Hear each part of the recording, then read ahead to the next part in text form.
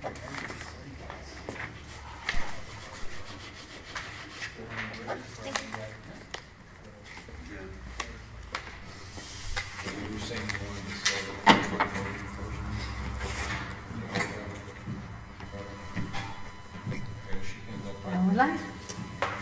evening. Thank you for joining our board meeting. Will you please help me open with the pledge of allegiance?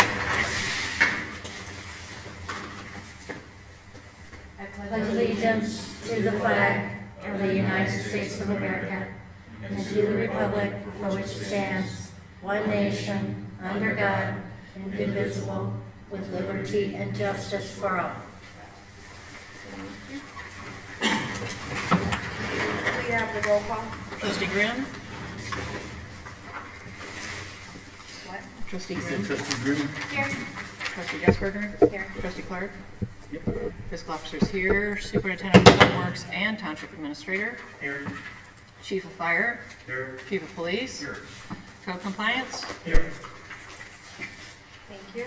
Our next meeting is scheduled to be May 6th at 3820 Cleveland Avenue at 6 p.m. And at this time, I would like to make a motion to accept the agenda with flexibility. So moved. Trustee- You said second, right, Trustee Grimm? She I said meant so to say moved. second. She said so moved. I meant to say second, but I said so moved instead. Okay, Trustee Grimm, Yes. Trustee Desberger. Yes. Trustee Clark. Yes. And on to a discussion of June, July, and August meetings to possibly reduce to one meeting each month as done in previous years. I'm not against it, but I will say that we always seem to scramble during the summer and we usually end up having to do a lot of specials. So I maybe would consider picking and choosing the meetings that we cancel. So for example, July 1st is obviously the week of Independence Day, so a lot of people want to take that week off for vacation. So I think that that would be a good one to consider. And then November 4th is Election Day, and it's also a meeting day. So, we are going to be doing that here coming up in May. But we may want to consider taking that one off, but maybe if we... Wait, you just said November. When you say November, and then you what? I did. May is, the upcoming meeting in May is also an election day. So, November 4th and May 6th. I think we have a pretty full agenda on May 6th already, but yeah, that's what I was referring to. Yep. So I don't know if we staggered it a little bit so that if we do have extra meetings, if we have 2 meetings one month, and then the meeting off the next month, that might be a little bit better, or if no one agrees with me, then sure, we can go for it. If that makes sense. I feel like all the extra meetings in the past have been just preference, and the need for that many special meetings was not actually needed.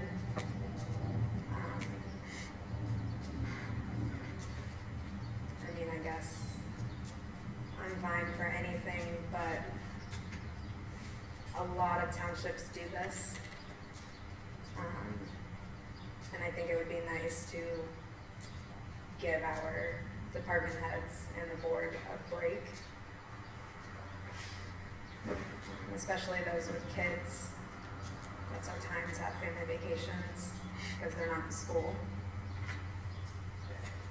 But that's my 2 cents. I agree with that too. Did we need 2 meetings last year for June to get the budget through? No. No, we're working on the budget about 6 weeks sooner than we have to. This year is going to be a bit harder for the fire department because I've asked him to produce a draft of his appropriations for next year, but he doesn't know if the levy's going to pass.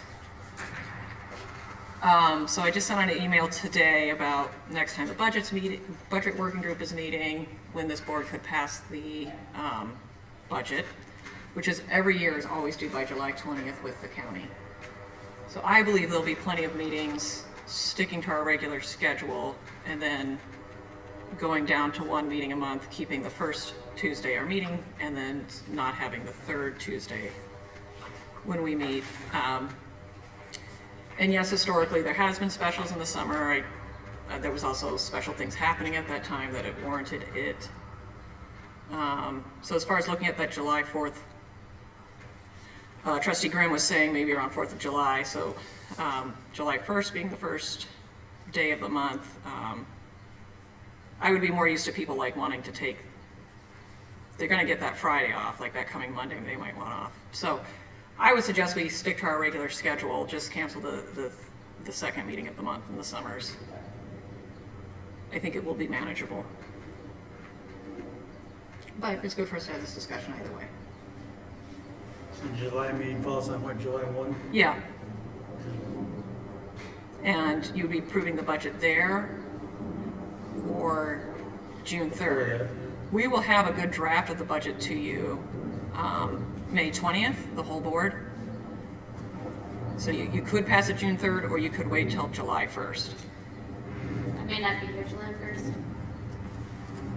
Okay.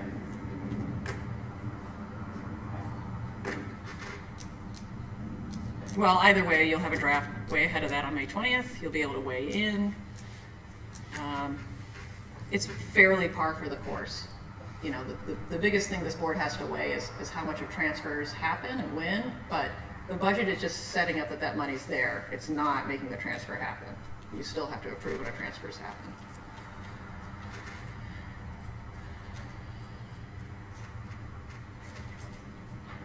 So I guess that's what I would recommend, is we stick to keeping the first meetings of the month, not having the second one in the summers as we're used to doing.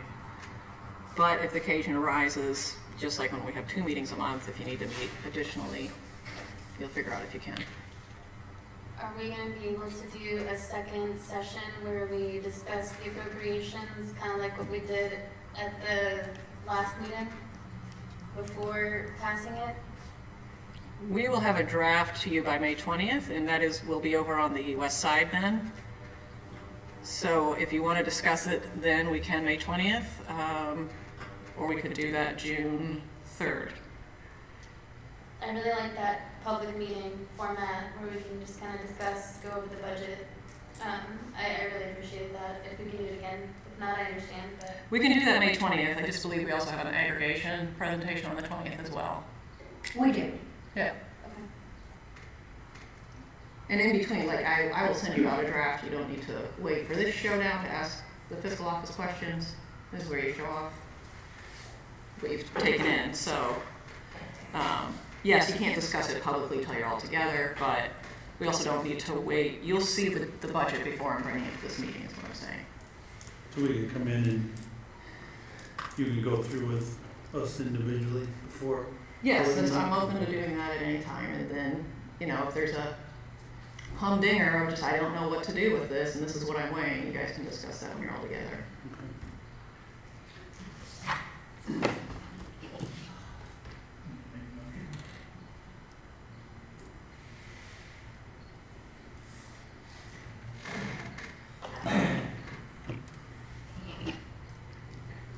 I'm good with one meeting.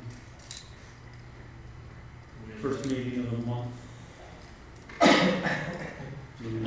Second meeting. I'll go ahead and make a motion to cancel the second meeting of the month for June, July, and August. Second. Trustee Clark, Yes. Trustee Jesper, Yes. Trustee Graham. Yes.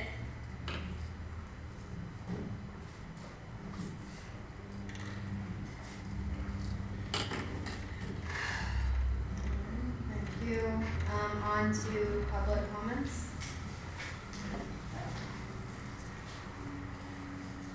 Carol has nothing to, Stuart, no. Did you have anything you wanted to bring forward? Did you have anything you wanted to say in the meeting? No. We're glad you're We're here. at public comment, that's what she. We're doing this twice. We do it here and then people can share comments at the end. No, the only thing I have to say is we had our Easter egg hunt last Saturday, and that was beautiful. We got about 20 kids there, and we had a lot of help. So that went well. A lot of young parents and family that really want to get involved in the township stuff now. That was good to know, It yeah. was. And you held it down without Bobby. We actually did. You did, good job. I can't believe it. It was a struggle, I'll tell you, but we made it. Yeah. Who was the new resident that kind of helped shepherd everything with you? Oh, that was. Morgan? Morgan Morgan. Green. Morgan Green, yes. She lives on West Kent. I think she's the one that wants to get involved. It is. With the That's right. Civic Association. I think She's, Dave's one. she's big in the, she works for the Girl Scouts, and Yeah, so she was, you could tell she was like a teacher, yes. had that organizational She has group skills. leadership qualities. Yes, yeah. Yeah, we need some new blood desperately. Yeah, it was fun. Good to hear. And it was cool, we had Officer Wallace there. He came, Fire department was and the there. engine was there. It was a good time. Awesome, thank you. On to the fiscal officer. Apologize for not getting my agenda items in. I just have the March fiscal report. So on March 1st, we had an overall fund balance of $10,076,647.60. Revenue last month, real estate came in, was $2,263,033.92. Expenditures was $597,665.21, leaving us with an overall fund balance of $11,742,016.31. So I request a motion to approve the March fiscal report. So moved. Second. Rebecca gets it. Trustee Grimm, Yes. Trustee Jesberger, Yes. Trustee Clark. Yes. I said it earlier, but I'll just quickly say it again, that department heads will send me their appropriations for next year by the end of this month. We use that to make a draft of the budget. We'll review that draft on May 13th at 3 p.m. at 3820 Cleveland Avenue. Public's welcome to attend. Sorry, that's during regular working hours. If somebody wants to meet with me on a weekend, I can do that as well. So then you all will have a draft of the budget May 20th and 6/1, and then you'll pass it 6/1 or the first meeting in July. Yep. So that's all I have. Thank you. On to committee and Bills and payrolls? No, we already did those. Those are good placeholders that is just sort of in the template, but we only do those once a month. And we did it previously this month. on to committee and team reports. Chief Bailey with the chat. For the Clinton Township Community Health Action Team, the April 11th free produce market had approximately 10,000 pounds of food we distributed to 517 individuals. The next event we have on the schedule for the chat, I believe, is May 20th, which is our Senior Resource Day. That starts at 10 a.m. at 3820 Cleveland Avenue.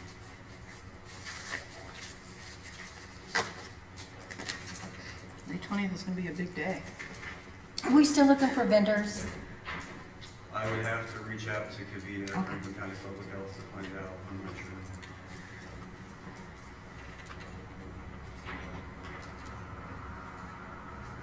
Thank you. Beautification worker. Yeah. Deborah sent out a lovely email today. I'm trying to remind people to send it. I saw it. It's very cute. And then I kind of wanted to have a general discussion about this building. The improvements have been completed that make it usable, so it's now usable to the public. But there's a couple of things that still need to get done. Some things are kind of safety oriented, where our insurance is fine, but we probably should consider doing it. Like the leak that's in the room back there. And I'd also like to have a discussion of what you guys think about if we want to improve the floor that's in here. I know Dave has looked into having somebody fill this drain area here so that it's one solid surface instead of having this open hole in the middle. And we could also consider looking at refinishing the floor with epoxy, having like an epoxy finish over this so that it's clean.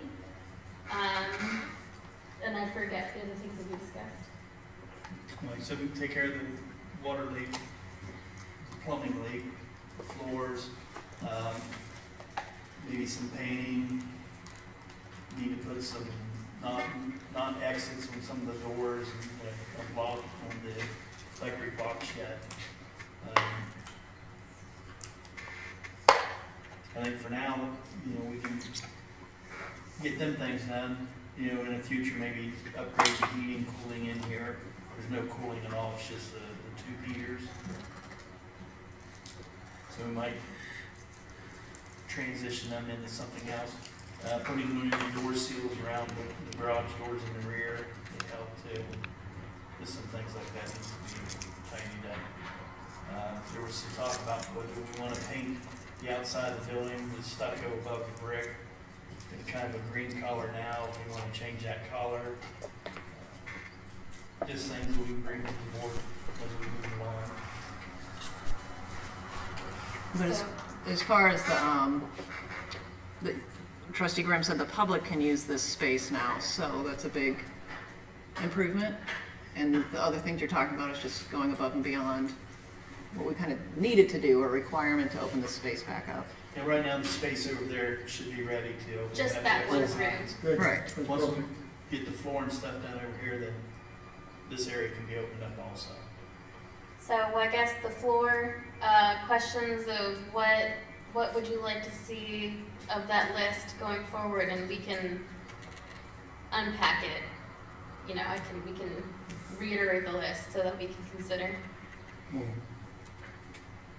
It seems like a small thing, but I would love us to get a different table for when we meet in there. I know that's not a big deal, but it's like claustrophobic and it's really hard for the trustees to wiggle around it and us to meet. Dave and I were just talking about that. And I would encourage you to really do the whole shebang in here versus piecemealing it, because you tend to get it done at a better price, and just with the price increases going up.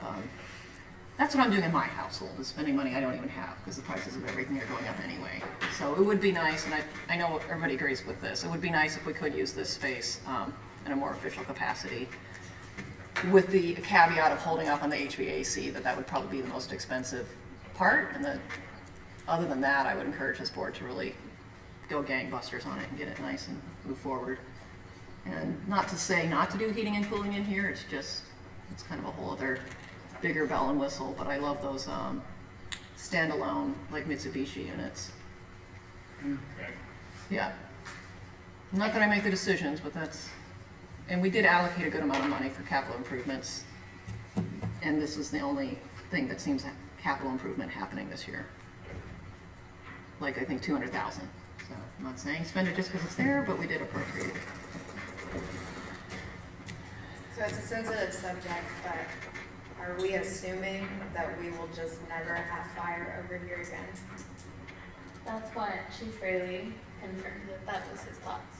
That is a big decision. The cost today is too high, hostage, which if we were wanting to do that, we would be asking for 3 times the amount on the levy that we have right now. We guess at least $1 million to run this staff at 24/7. An additional $1 million,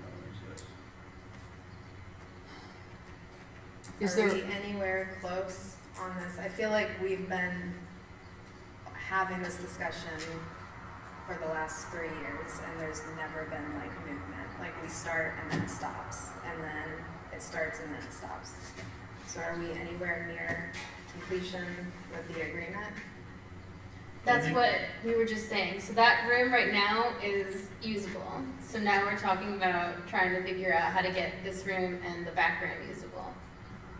So we should be able to bring agreement forward at the next meeting Okay, that's what to finalize. Public use space. Yes. Okay. Well, Trustee Dressberger is bringing up just this very good point, that how we improve this space, and it's hard to kind of give up on the idea that this is, for the foreseeable future, not be a fire station. That's a big decision to make, but is there a way we can improve it that it could kind of be flexible to becoming a fire station a decade from now? I mean, we're still gonna leave the drains here, they're just gonna be a different style. There may be 2 inlets, and this trip hazard, and is gonna be gone. So we're not plugging the drains up and stuff, there will be drains there. This is a different style, more Just Critter if friendly. you're walking across. correct. Not getting rid of the bay doors, just trying to make sure that they're insulated so that this can be used and say conserve energy. Mm-hmm.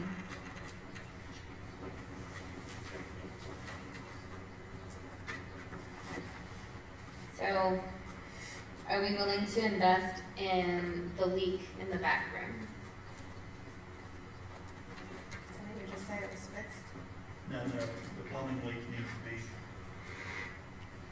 that would be our next step, is the floor drains in here and tearing out the ceiling tile back there and kind of get an idea on. I can look into it and see what I think, see if it's an easy fix. If not, we can get hold of the contractor and have them a little more in detail on it.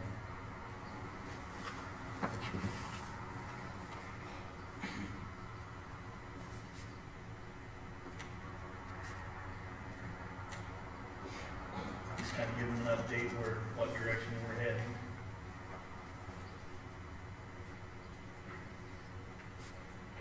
I think I'm back to being confused where we're in a financial crisis, but now we're still wanting to spend hundreds of thousands of dollars to do I this. don't think it's gonna cost that much. No. What do you think? So I'm just confused. 10, And 20? we already spent $4,200 in putting outlets, or the exit signs, redoing outlets, making that safe. Spent $400 and some dollars to run electric to put some security cameras on the outside of the building. The plumbing, I would hope that it would cost less than $1,000. The floor here, I don't have an estimate on what that would cost. I would hope it's somewhere similar to $1,000, $1,500 maybe, to put the pipe in there. At that point, Probably good enough. that's good enough, but eventually we'll probably wanna do something with the heaters. Yeah, like that here fell right there. See it? Yeah, that's the way it's been, but you know, that's something we can just let you know down the road. If we're gonna open this up like summertime or things like that, we should probably have some cooling out here. If someone's gonna have an event in here. And I understand your reservations for wanting to do this, but at the same time, the public has the right to use this space and have it back, so I want to allow the people of the township to be able to use this space if they want to. I might have sticker shocked her by saying we've appropriated $200,000. I don't think anybody's saying spend that. You're guesstimating $15,000 or less, maybe $5,000 or less to do these things you've listed so far. Because we got some other things we need to do. We need to upgrade electric over to the blockhouse. So that's on the thought process. We have a roof that we need to put on this back garage.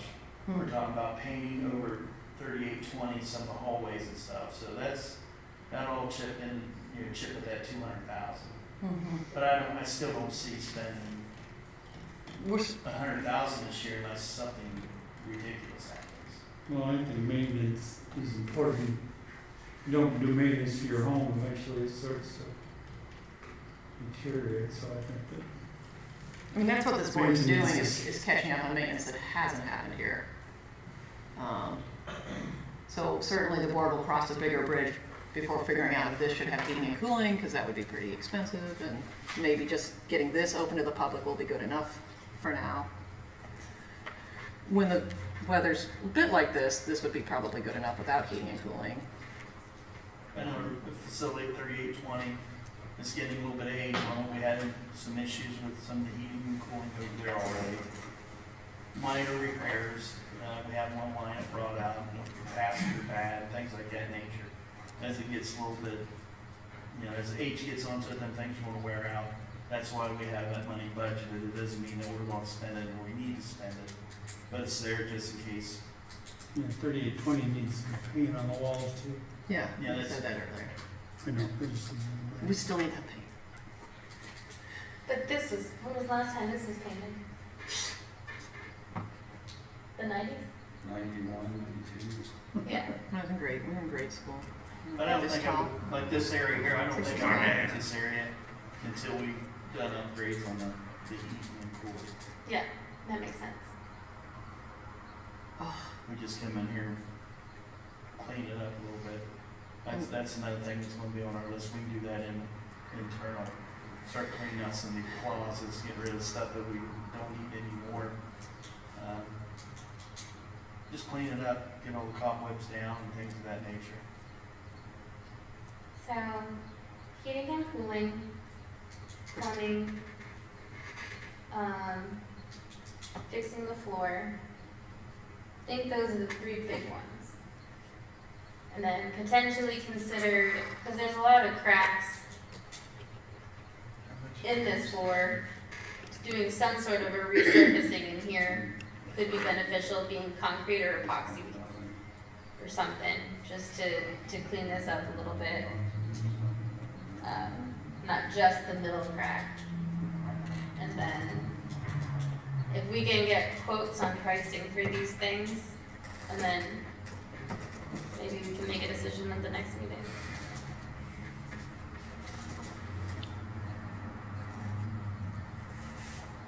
Okay.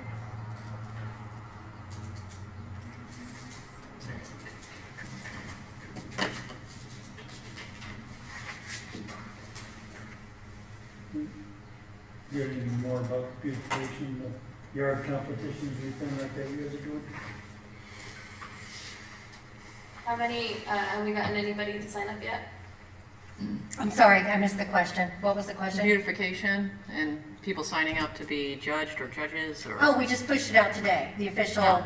day is today for people to sign up. We just posted it on social media, Have we gotten any responses and yet? I just posted it this afternoon, so I haven't gotten any emails yet. Says when they sign up, I get a notification through email. You know, again, we'll be focusing on keeping that in the forefront on a regular basis throughout spring and summer. And they have until May 15th to sign up. And then we typically extend it to May 30th.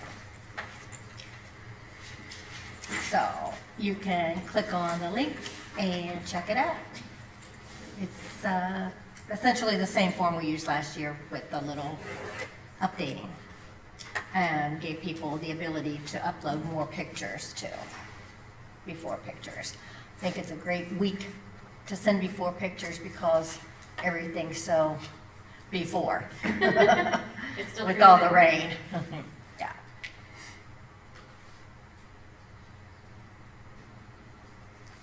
Budget work group.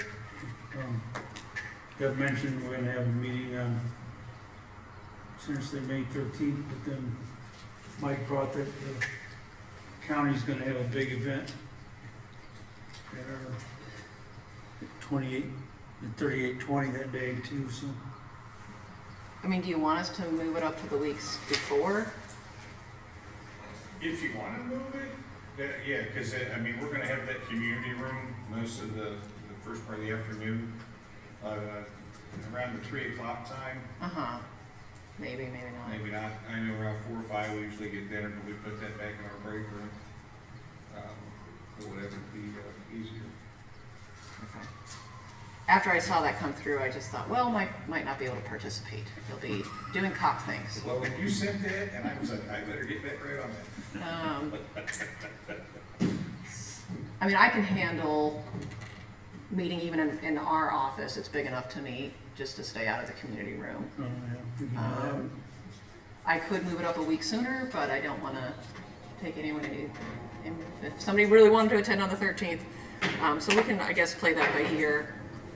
I'll say tentative, we'll just keep it on the 13th. If I change my mind, we'll do it the week before. Because last year, you met in the conference room Yeah, in the back. the, You don't need a big the space.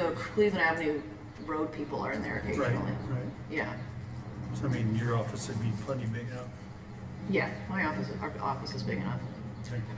So we'll hold it on the 13th. If I change my mind tomorrow, I'll do that. But I think the 13th will be fine enough, and I know you might not be able to attend, but we can help you with your worksheets and That'd be a good day to slash his budget. Is that what Yeah, we'll cut, Good cut, day to cut, slash because you're your not budget. there. That's not nice. That's not nice. Yeah. Will you let me know if that changes? Yeah, I think we're gonna keep it the way it is. Well, I just jumped around a lot. I think we can make it work by staying in my office. And that just happens. You have a lot of excitement and sometimes there's a bit of a conflict. So the police chief will not be able to hunker down for the whole meeting, but that's all right. Good planning. What are the hours of unity? We're gonna kick off probably about 10 a.m. till midnight.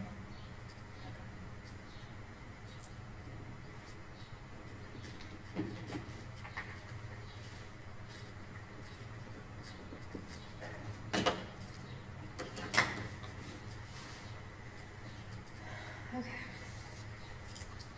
On to administration. Okay, I first got my monthly report I've submitted to the board. I just got a couple highlights here. Let everyone know that Chief Riley and Julie and myself were working on an agreement with the partners that we use at our facilities, trying to work out an agreement with them. I don't think we've got it completed yet. Not yet. Okay. Then I helped the Public Works service several pieces of equipment. Getting ready for Chipper Day. The start of that was the 7th of April. Had to call in a service technician for assistance with the chipper, had an electrical issue that they found. I did follow up with Mike Andraco about the sidewalk along Chambers Road. He told me he'd know something in May, whether it would be funded or not. Then Dan and I, we met with Jamie Gentry, he's the JEDZ consultant. We rode around on the east side and surveyed the businesses that was open on the east side and ones that wasn't. And he kind of was impressed that we had a pretty good ratio of businesses that was open, but wasn't many vacancies. That's all I had with that. You guys have any questions on what I submitted? Next, I have a discussion about our health insurance renewal process. I think we have a meeting with Michelle Crockett and the department heads and Jess as chair on that. We'll have a meeting on April 24th at 5 p.m. And we'll discuss what our options are at that time with her. It looks like there's going to be there will be an increase. We're just going to try to work with her and the insurance group to get that down as low as we can. We may have to go back out to form fire if the board decides to go that direction, to go back up on the open market. Just let everyone know that's happening. Any questions with that? Next, I have a motion signed letter of support from the improvements on Cook Road between Interstate 71 and Carl Road. This is a. So moved. Second. What is it? Did you want to describe it? Yeah, we signed this last year. They got some funds. There's going to be improvements along Cook Road from Interstate 71 to Carl Road. They're going to do, I think, looks like he's going to do gutters, curbs, sidewalk, multi-use paths, something probably similar to the rest of Cook Road all the way to Cleveland Avenue that they're doing.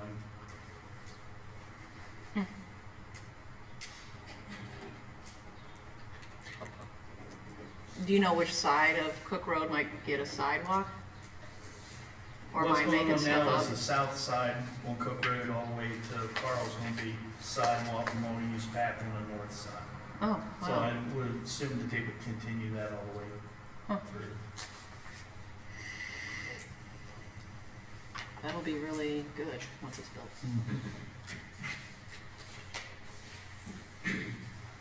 Any other discussion? Are you ready for the roll call? Roll call, please. Trustee Clark? Yes. Trustee Jesperger? Yes. Trustee Grimm? Yes. Thank you. Next, I have a motion to sign an MOU with Solar United Neighbors. So moved. Second. I did not tell her where the meeting was until 6 p.m. and she was over on the east side, but Myra from Solar United Neighbors can answer any questions you have about this program. We talked about it 2 or 3 meetings ago.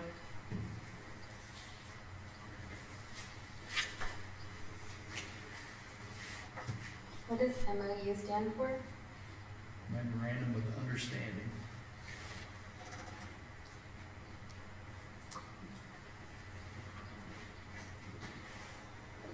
So if we sign this memorandum of understanding, what is our commitment? I was at the meeting and it's to, you can talk, you can talk. As I say, I can answer, the basics are that we would like to use your logo on our website to promote the program, as well as any other materials that we hand out whenever we're inside of your township. So like if I came to an event, it would have your logo as well as ours to talk to people about the program. We've got a similar contract in place with the city of Columbus, Morpsey, Bexley, Granville.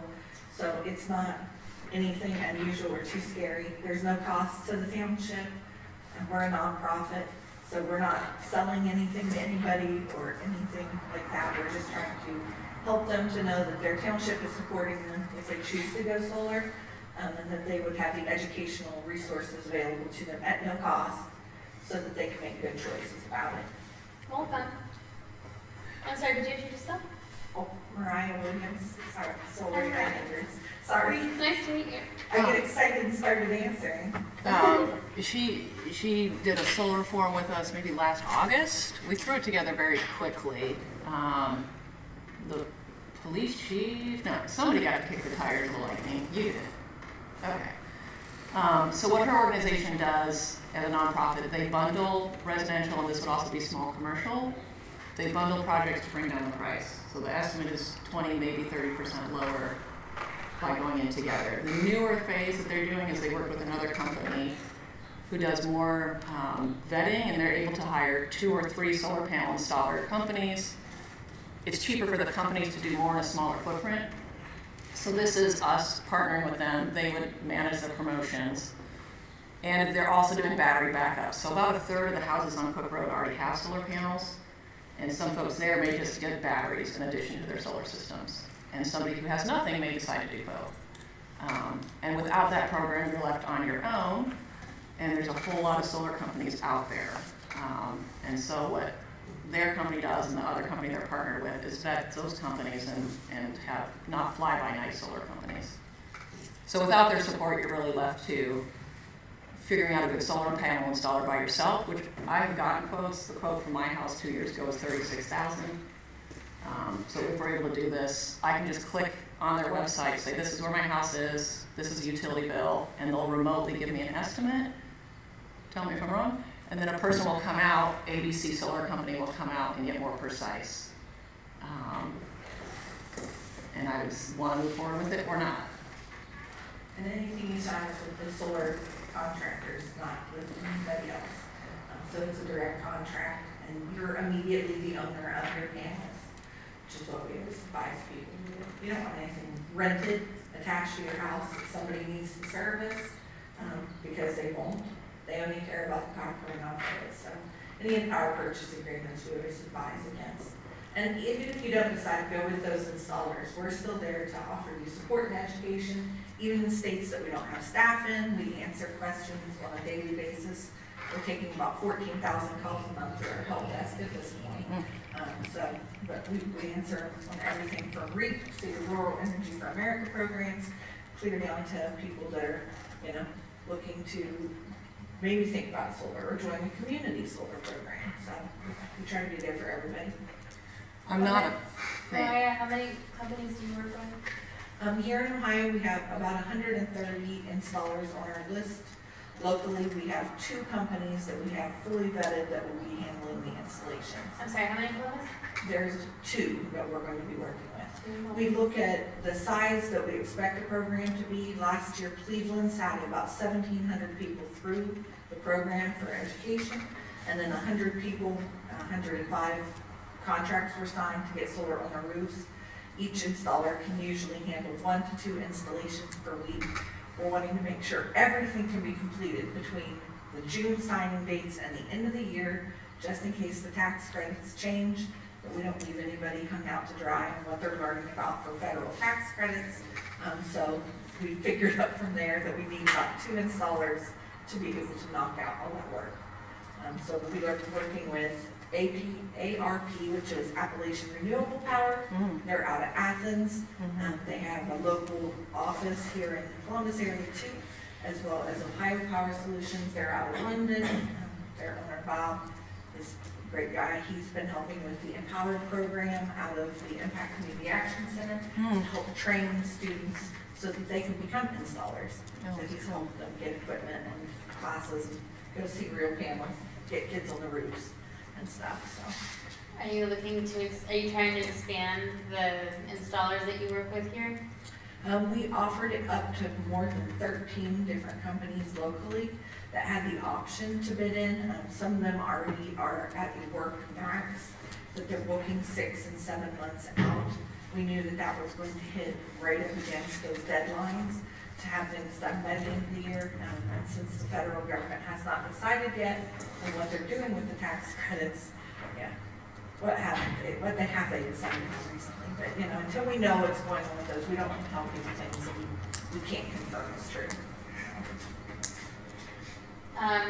And then you're international, like your nonprofit is We're across the country? national, so we have members that are in and out of all 50 states. We have 13 states plus a District of Columbia and Puerto Rico that have staff in them. So I'm one of 2 right now in Ohio, technically. We've got a hiring committee going on, of a 3rd soon, next week sometime, so. That's fun. Yeah. And this has been cleared with legal?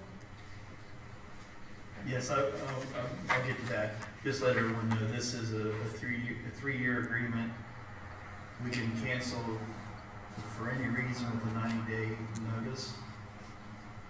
Legal has a little caution to it that looking at it from the public, they may see that we're partnering with them and we're involved in the installation and this is a program that we're offering, we're involved in it. That's the only caution that she had, or legal had, was you may get that perception that this is through the township. Even though the MOU protects us, we're not involved in it. We're just letting them advertise and letting our Logo. residents know what's going on. So there was a little caution that you need to know that if something, if an install goes bad, that a resident may come to us and say, hey, you know, you're part of this, you're named in that. That's the caution that legal has. If it matters any to anybody on that, in more than 600 of these programs that we've now ran, we've never had once anybody, because I asked on our board today to double check to make sure I wasn't about to say something false, but nobody's ever had anybody go back to their township, city, or county, because we have municipalities of all shapes and sizes that participate in it.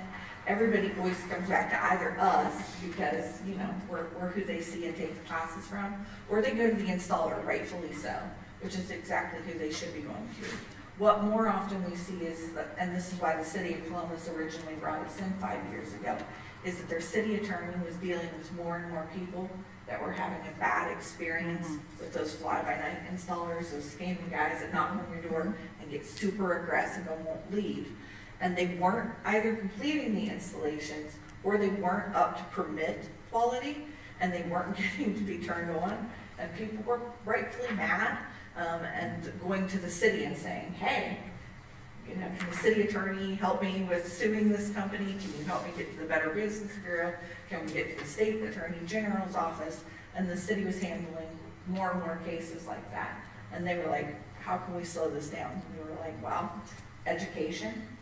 Tell people, you know, who safe installers are, how to find them, how to, you know, get multiple bids, compare them, you know, and all these resources. It's just easier to have us be here than it is the fly-by-night guys. So. I think we're just talking about helping our community be more educated, to make good decisions and be protected against fly-by-nights. More protected. I mean, More protected. There's nothing That's right. to make it away. No. When that concern was shared with me, I shared it first with Bexley, who shared it with Workseed, and then got to City of Columbus, and none of them had this concern. And that's where I learned the opposite was happening, that without this kind of vetting, people are just on their own, aside from paying 20% more. What does your vetting process look like when you're choosing installer? So whenever we were doing it, we did what I consider light vetting, that we would look at their solar reviews, and there's like a national standard website for solar installers. We'd check to make sure that they had workers' comp, that they had insurance on their folks, that they had hired an actual electrician, like somebody with an electrician's license on their staff. There's a lot of the companies don't. They hire an electrician just for permitting purposes, and then there's no electrician on site. And that they weren't running 1099s on all the guys, because then they can skip workers' comp in Ohio, which is a big problem. We don't want anybody getting injured on a job site that doesn't have coverage. Now that we have an actual, like, third-party kind of organization that we're working with that does the vetting, they do a deep dive on their financials to make sure that they're financially sound and solvent, that they're not going to instantly turn over and go out of business. And they also do a deeper dive on how long they've had their insurance, have they had any claims against it, and they do a whole lot more like background check that way. So Liability is covered too in this MOU, that the needed party will be, that's right in the contract. I think. Yeah, it'd be with the installer, ABC Right, Solar that's Company, right. if I went forward. Yeah. And then I guess my last question is, how many other organizations are you aware of that do something similar to what you do? nobody. Zero. We have a sole source that we have given as a letter to other cities whenever they needed it for their bid process.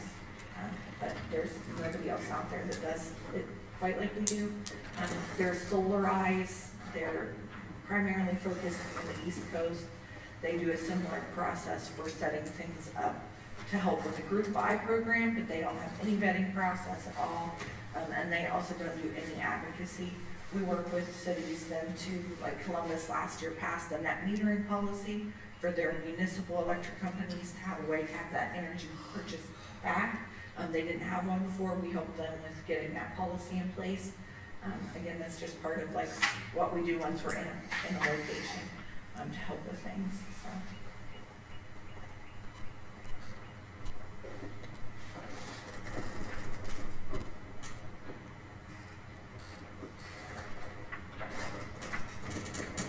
I guess just to wrap up the education about this, don't sign a PPA, power purchase agreements, you don't own the solar panels, and as she was saying, if they leak, that's on the resident living in that house. So that's neither here nor there, but just in the world as you learn about solar It's actually panels. not on them, it's on the company that owns the panels, but it's on the resident to get a hold of the company and get them to care enough to come back out. Mhm.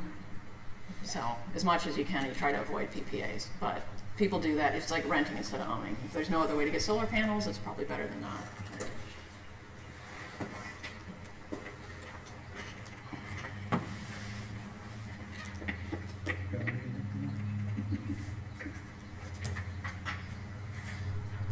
I think we're ready for a roll call. Okay, Trustee Clark, Yes. Trustee Jessberger, Yes. Trustee Grimm. Yes.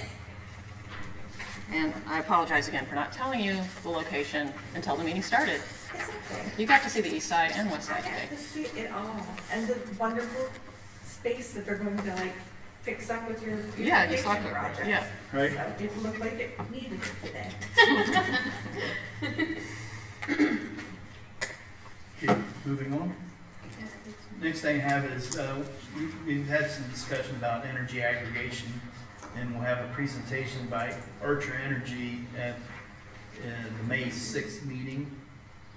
And public is encouraged to attend. This will be at 3820 Cleveland Avenue. Can we also announce SOPEC on the 20th, or is that still maybe? Yeah, we're still doing SOPEC on the 20th, so Archer Energy, he's gonna send me some information so I'll give it to you as soon as I get it this week, kind of a sneak peek, if you will. But it's a lot of information and a lot of insight on understanding the entire process and knowing that we don't have to figure out like, oh, how do we put this on the ballot? They do all of that. They do the whole entire thing. They've done it with numerous other municipalities and cities and townships. Again, they're coming with the understanding, we're just information seeking at this point. So it should take about maybe 20 minutes, the presentation, and then of course the Q&A afterwards. That's all. Thank you. On to Chief Riley of Fire. It's in a monthly report earlier. For the month of March, we responded to 612 incidents. Under training, the division conducted multiple hours of training on the monthly topics, which included pediatric medications, fire sprinkler systems, building construction, and patient chemical restraint. For the fire inspector, we conducted 28 inspections and updated our pre-plan books with current information for building contacts and occupancy use. For the EMS coordinator, he reviewed 361 EMS reports for QA, QI, and process for billing. He continues to work with the EMS billing company to improve the billing process, and also continues to work with the medical director for updates to the EMS protocol. The community resource specialist had 12 client interactions. We had 8 home visits and assisted with produce markets and other outreach initiatives. For community outreach, the firefighters assisted with the free produce markets in March, and they also assisted with the family movie nights on the 7th and 21st. And we had Franklin County Public Health Immunization Clinic on site that had 15 patients.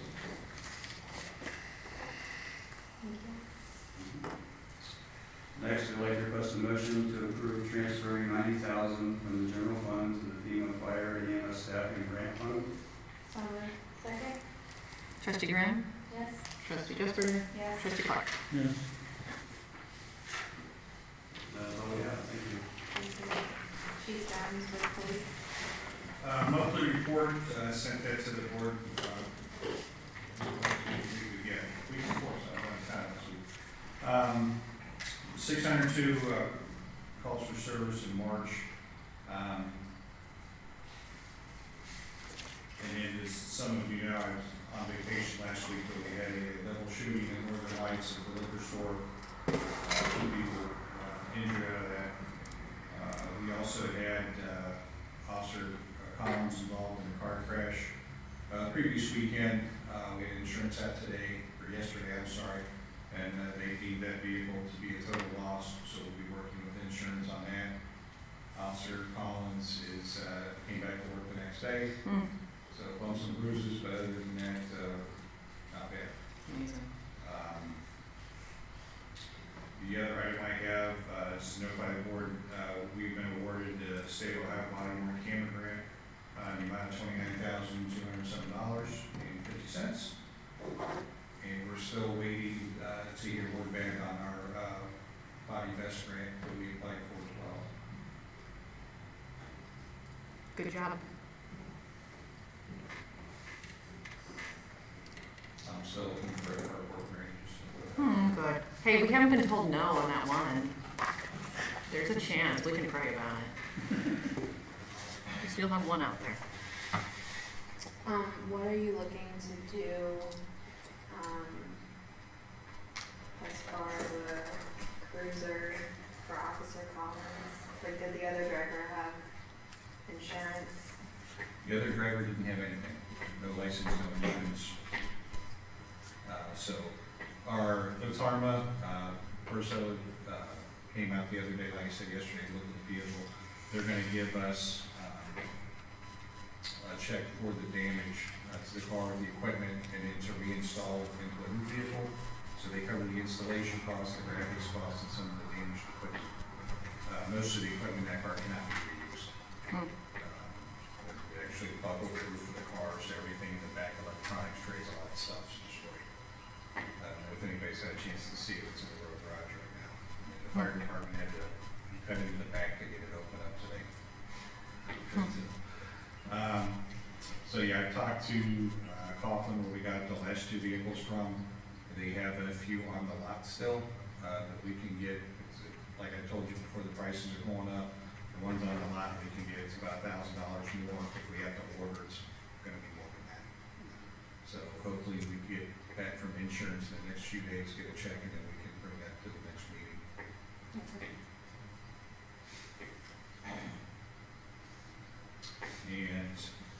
think Deborah's gonna talk about this, but I just wanna put a big shout out. Battle of the Badges, flood drive, May 7th. Deborah has all the details. See Deborah, she'll get you signed up personally if you need help. But we need donations, this is big, It's a serious competition between police and fire. serious competition. It's very serious. Don't fail to participate. But you have to pick a team of who's gonna get to count your blood. Okay, thank you. Public Works, Cody Lester couldn't make it tonight, so I'll give his report for him. Public Works crew, they collected about 2,140 pounds of brush in March.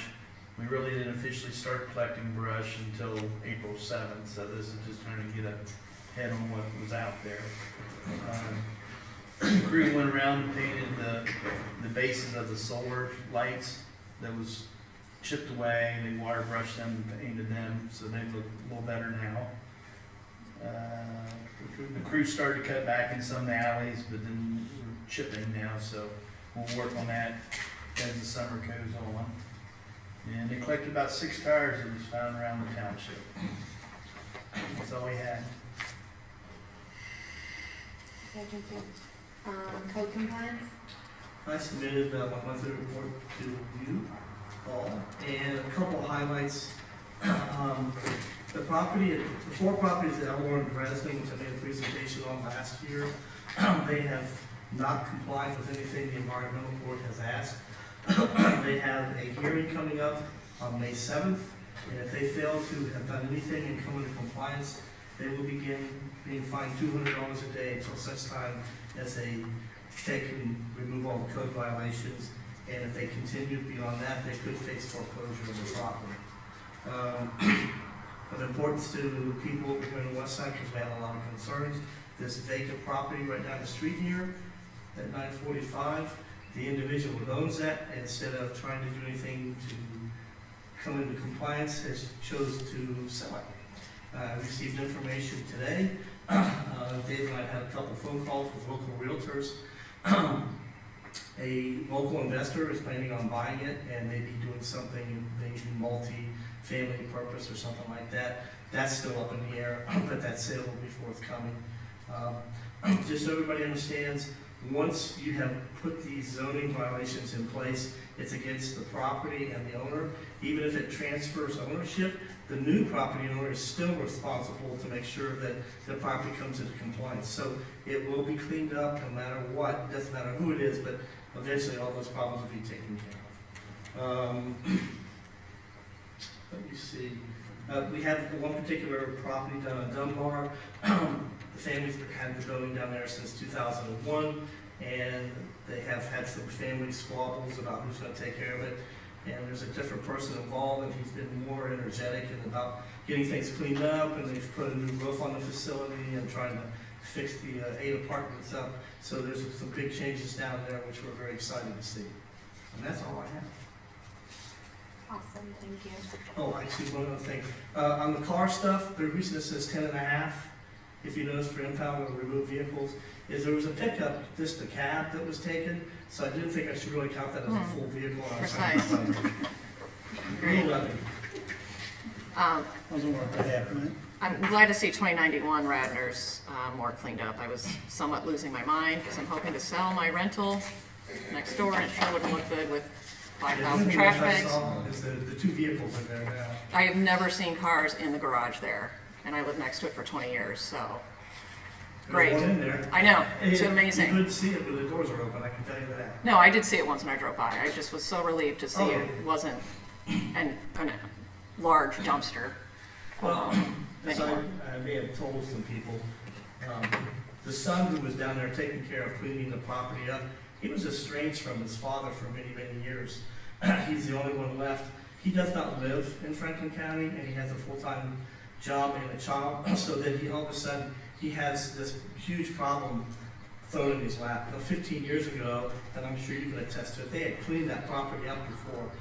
They ended up using 5 30-yard dumpsters to clean all the stuff out of that property. It was a huge mess. It was at least 3 15 years ago, dumpsters. It was worse. The son was not the son, but another member of, a friend of his was involved with that one, and, you know, he was involved with, like you said, 3, and it was 5 this time, so. They finally, I noticed the other day, they've got almost everything done with the exception of the move of the 2 vehicles. I'm just really relieved and thank them for me if you can. I would be happy to do so. Thank you, Dave, for staying on. And thank you, Dan, for staying on it. 'Cause I was gonna stay on you either way. Thank you. Community affairs? The free health clinic is this Thursday, April 17th at Township Hall from 6 p.m. to 8 p.m. I touched base with Chief Fraley today. They had passed out the flyers at the food market, distributed flyers at the businesses in and around the township. When I posted it on our social media, we had 39 shares, which is a record. It's a lot. So we're really anticipating a big turnout on Thursday. As Chief Jones mentioned, the Battle of the Badges blood drives May 7th. I'm going to double check with our contact just to make sure, it says on the flyers, which I have over here, that along with some other flyers, Arbor Day and a couple other things, making sure that people can't walk in and do it. I think it's by appointment only because that's what it says on the flyers, but I'll double check on that. Okay? So all the information's right here, so make sure you grab you some flyers. We mentioned earlier the beautification project begins today. That was just pushed out this afternoon for signups between now and May 15th. The Arbor Day, Earth Day, our annual celebration is Saturday, April 26th at Township Hall from 10 to 2. It's going to be probably not, it's usually one of our smaller community events. It's probably going to be even smaller this year. We just don't have a lot of the components this year going on at the same time as we typically do to draw in the traffic. I have reached out to Franklin Soil to see if they can not only bring information on the rain barrel rebate program, which is what they typically bring, sometimes seeds, but also bring information on the rain gardens, how people can build the rain gardens in their backyard and all the different educational programs along with that to kind of bolster the presence of the event for those who do swing by. And again, we only have the selection of the 2 tree selections this year, which is the red maple and the dogwood. And we're not doing the drug take back this year. We're also gonna do the cleanup. And the garage and attic cleanup, which means we have dumpsters, encouraging people to bring your junk to us and dump it off in our dumpsters as opposed to throwing it out in your front yard. And waiting for your kids to. Right there. I don't need any help with that, thank you.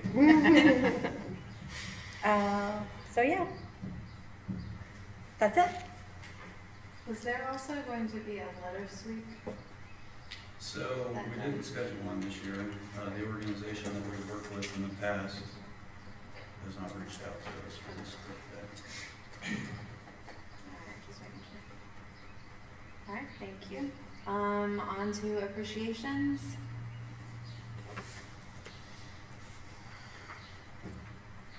I would like to thank Carol for her hard work with the egg hunt. It was a lot of fun. A lot of families. Good job, there. Carol. So it was good. Well, thank you all for coming to help hide the eggs. That was a big help. Absolutely. And I'll just add that we've missed Bobby and wish her a good healing. It's different without her here. Well, we're all hoping that she's going to be able to come back soon. Yeah. See.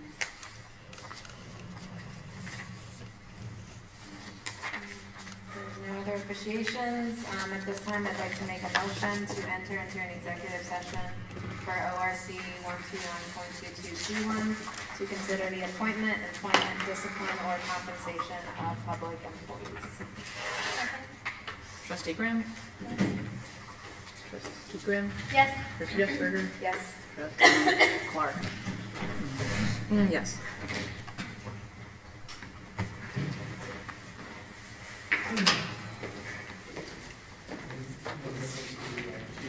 I have no idea what this is about, so I don't know if we need any financial advice or Oh, not. I know. Okay. If anybody's got that.